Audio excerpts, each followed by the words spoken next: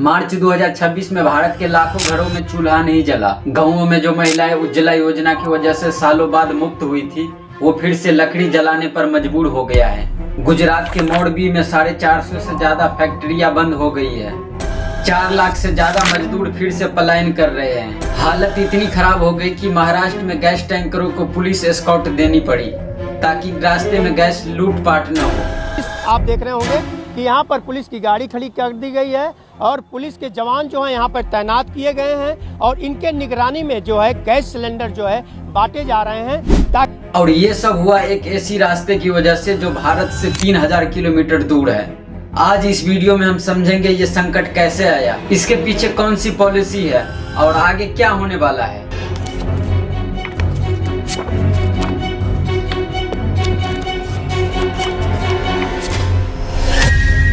फरवरी 2026 को इजराइल और अमेरिका की बमबारी में ईरान के supreme leader ayatollah Ali Khamenei मारे गए।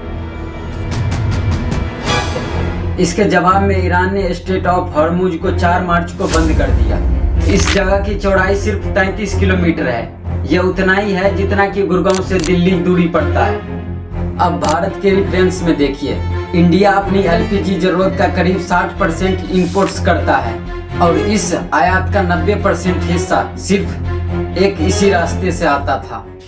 यानी जैसे ही हॉर्मुज बंद हुआ, भारत की कुल एलपीजी सप्लाई 54% एक झटके में खत्म हो गई। अब सवाल ये है, क्या ये विदेशी युद्ध का नतीजा है? नहीं। India friend, the president of the United states of America, mister Donald Trump. असली कहानी हमारी नीतिगत विफलता की है।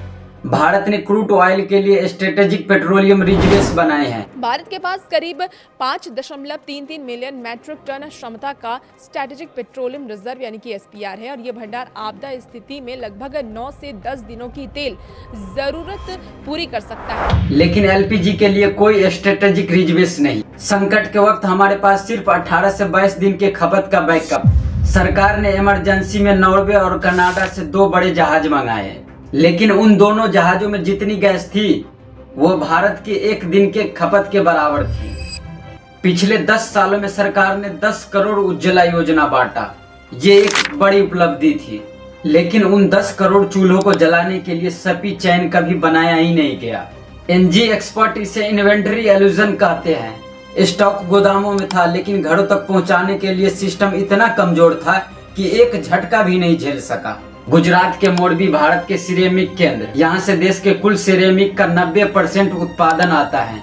करीब 75,000 करोड़ का उद्योग 17 मार्च तक। यहाँ 450 से ज्यादा फैक्ट्रियां बंद हो चुकी है और इसका कारण सरकार ने औद्योगिक गैस काटकर घरेलू उपयोग तक मोड़ दी। और इसका नतीजा क्या हुआ आप जानते हो?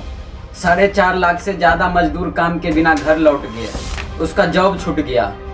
और दूसरी तरफ ग्रामीण इलाकों में ब्लैक मार्केट चल रहा है।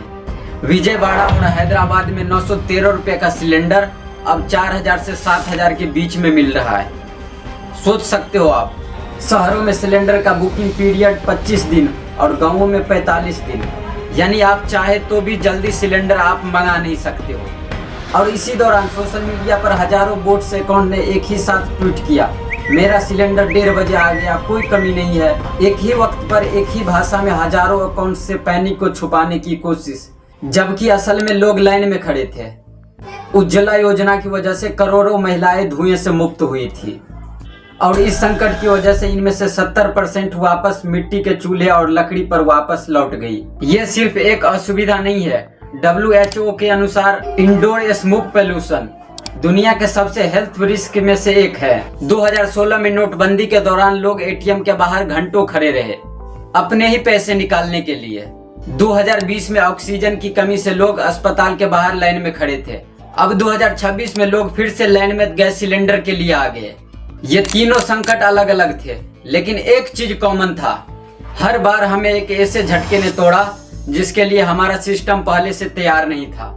इसे इकोनॉमिस्ट सिस्टमैटिक फ्रेजिलिटी कहते हैं। तो आगे क्या होना चाहिए? एक एलपीजी के लिए भी क्रूड ऑयल जैसे स्ट्रेटेजिक रिजर्व्स बनाने होंगे। 22 दिन काफी नहीं है। दूसरा, 90% इंपोर्ट्स एक ही रूट से ये डिपेंडेंसी तोड़नी होगी। अल्टरनेटिव रूट्स और सप्लायर जरूरी है। और तीसरा, उज्ज्वला योजना जैसी स्कीम डिस्ट्रीब्यूशन और इंफ्रास्ट्रक्चर उतना ही विस्तार होना चाहिए। ये संकट अभी भी चल रहा है, लेकिन एक सवाल जो हमें खुद से पूछना चाहिए वो ये है, क्या हम हर संकट के बाद सिर्फ मैनेज करते हैं या फिर हम डेवलप भी करेंगे। इस वीडियो को उन लोगों तक शेयर करो जो कहते हैं कि ये सिर्फ विदेशी युद्ध के वजह से हुआ है। वीडियो एंड तक देखने के लिए बहुत बहुत धन्यवाद दोस्तों। जय हिंद।